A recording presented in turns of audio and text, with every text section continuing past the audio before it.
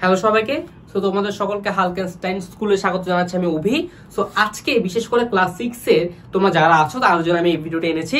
Class 6 এর অনেকেরই একটা ভয় থাকে, সেটা কোনটা নিয়ে বলতো, কোন বইটা নিয়ে? সেটা হচ্ছে বাংলাদেশের বিশ্ব পরিচয় বই নিয়ে, তাই না? তোমরা অনেকেই বাংলা ভালো পারো, গণিত ভালো পারো, বিজ্ঞানও ভালো পারো, কিন্তু সবচেয়ে বেশি তোমাদের কষ্ট হয় কোন বইটা পড়তে বলো তো? সেটা হচ্ছে বাংলাদেশের বিশ্ব পরিচয়, তাই না? সো কারা কারা আমার এই কথার সাথে একমত তারা তারা কমেন্টে লিখবা যে হ্যাঁ ভাইয়া ঠিক বলেছেন। সো দেখো, বাংলাদেশের বিশ্ব পরিচয় চ্যাপ্টারটাকে বা বইটাকে আমিও ভয় পেতাম, ঠিক আছে? কিন্তু ভয় পেলে তো চলবে না, আমাদেরকে তো এটা পড়তে হবে ভালো করে, এবং পরীক্ষা আমাকে এটাতে ভালো মার্কস তুলতে হবে, তাই না? সো এই যে ক্লাস 6 এর বাংলাদেশের বিশ্ব পরিচয়, এই বইটাকে কিভাবে সহজ করে তোলা যায় ভাইয়া, কিভাবে পড়লে আমার জন্য ইফেক্টিভ ওয়ে হবে, সেই ওয়েগুলোই আজকে আমি তোমাদের সাথে শেয়ার করব। ওকে, সো ক্লাস 6 এ যারা আছো মন দিয়ে ভালো করে ভিডিওটা ভালো করে দেখবা, ওকে, শেষ পর্যন্ত দেখবা। চলো শুরু করি। প্রথম পয়েন্ট কি লিখেছে দেখো তো ভাইয়া, ম্যান্ডেটরি নোট খাতা বানানো। এটা বেসিক্যালি আমার কি বলবো, অপিনিয়ন বলতে পারো যে এটা মেনটেন করা অনেক বেশি জরুরি। কেন? কারণ দেখো, বাংলাদেশের বিশ্ব পরিচয় বেসিক্যালি কি নির্ভর বলতো, অনেক বেশি তথ্য নির্ভর না? তথ্য মানে কি ভাইয়া? ইনফরমেশন নির্ভর, তাই তো? ইনফরমেশন, অনেক বেশি ইনফরমেশন আছে এখানে, তাই না? যেমন কোন সালে কি হয়েছে, কোন সালে কি যুদ্ধ হয়েছে, কোন সালে কে ভাষণ দিয়েছে, কি দিয়েছে না দিয়েছে, ইত্যাদি সকল ইনফরমেশন ভরা হচ্ছে কি বাংলাদেশের বিশ্ব পরিচয়, তাই তো? সো দেখো, যত বেশি ইনফরমেশন তত বেশি মুখস্থ না ভাইয়া? হ্যাঁ মুখস্থ। এখন মুখস্থ কি ভাই এমনি পড়লে হয়ে যায়? না, মুখস্থ করতে হয় কিভাবে, একটা সিস্টেম আছে। প্রথমে আমি বইটা পড়বো, বই পড়া শেষ, এবার আমি লেকচার দেখবো, ক্লাস দেখবো, ক্লাস দেখা শেষ। কারণ কি, একবার তুমি যদি বইটা পড়ে নাও, চ্যাপ্টারটা যদি একবার পড়ে নাও, প্রথম চ্যাপ্টার যদি একবার পড়ে নাও, এরপর কি হবে, তোমার মধ্যে একটা ধারণা চলে আসবে। এবার তুমি আমাদের ক্লাসে আসো। আমাদের ক্লাস ভাইয়া বলতে কি, ক্লাস 6 এর যে ওয়ান স্টপ একাডেমিক প্রোগ্রাম আছে, সেখানে কিন্তু বাংলাদেশের বিশ্ব পরিচয়ের সকল চ্যাপ্টারের ক্লাস আমরা আপলোড করে দিয়েছি ওয়েবসাইটে।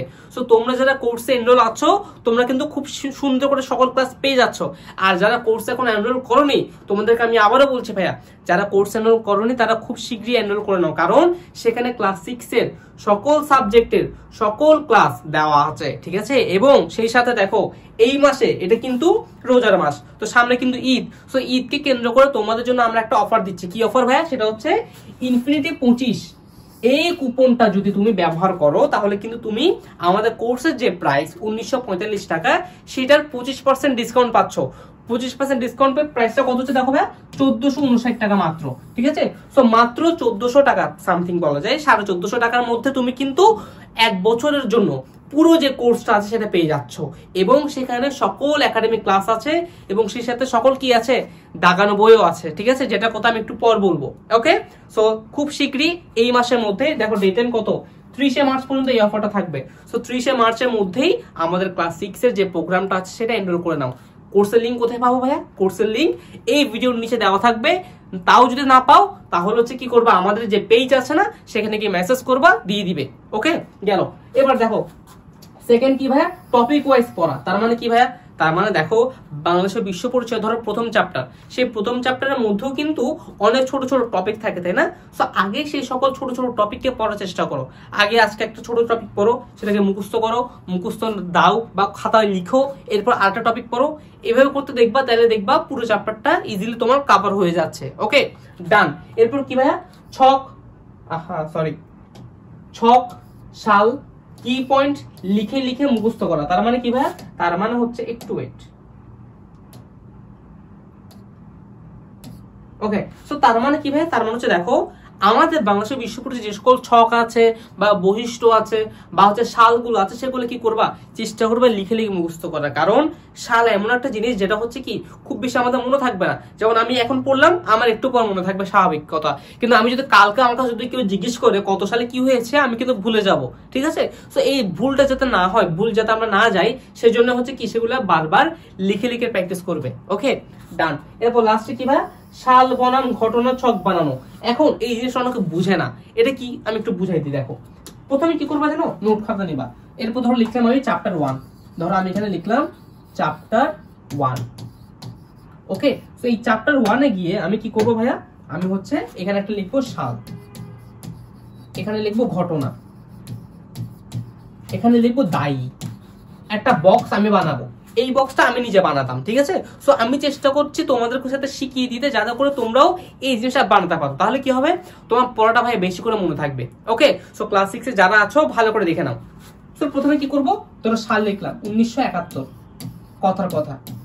এবার এখানে কি লিখবো, ঘটনা কি হয়েছিল, যুদ্ধ। কি যুদ্ধ, মুক্তিযুদ্ধ, তাই তো লিখলাম। এটা হচ্ছে তোমাদেরকে উদাহরণ দিচ্ছে বোঝানোর জন্য। এরপর দায়ী কারা,